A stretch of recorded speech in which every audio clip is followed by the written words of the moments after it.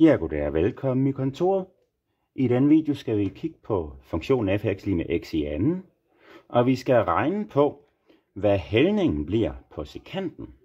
Netop den sekant, som skærer grafen der, hvor x er 1, og i nabopunktet her, hvor vi bare har lagt en vilkårlig tilvækst til, nemlig delta x.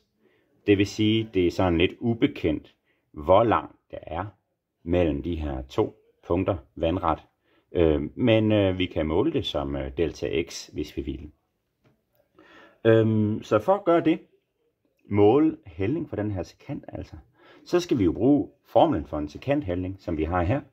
Den vi også kender som differenskvotienten. Og den har jeg netop brugt, fordi heroppe kan vi jo se, at så x-værdien det er netop 1. Så alle x'erne er erstattet med 1. Og delta x, den er simpelthen bare ubekendt. Den lader vi simpelthen bare stå her og her. Så det er den her størrelse, vi skal regne på. Og det første trin, der får vi brug for at se på, hvad f gør ved sit input. F er en funktion, som tager sit input og sætter det i anden. Så for at omskrive det her, så må jeg altså skulle tage indholdet i den her parentes og sætte det i anden. Fordi det er det, f gør ved sin x-værdi, når man beregner y-værdien. Så det omskriver vi simpelthen. Det er altså en parentes med noget i anden. Og det er det her, det der står herinde, der skal være indholdet i parentesen. Sådan der. Det næste led her, det omskrives til 1 i anden.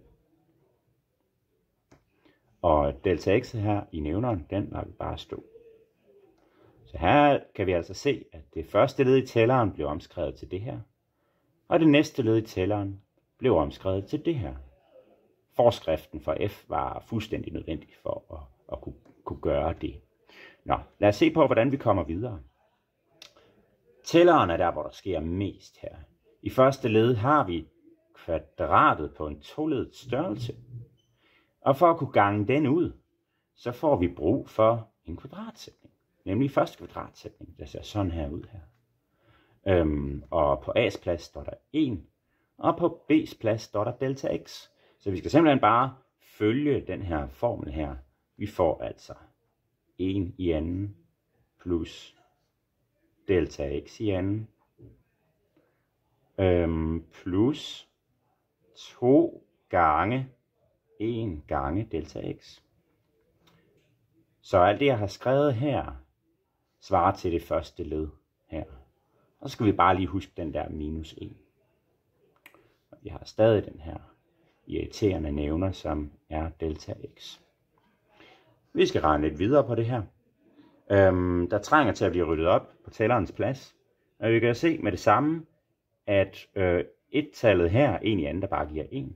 Det går ud med det minus 1, der står her. Så tilbage står der simpelthen en lidt pænere bryg.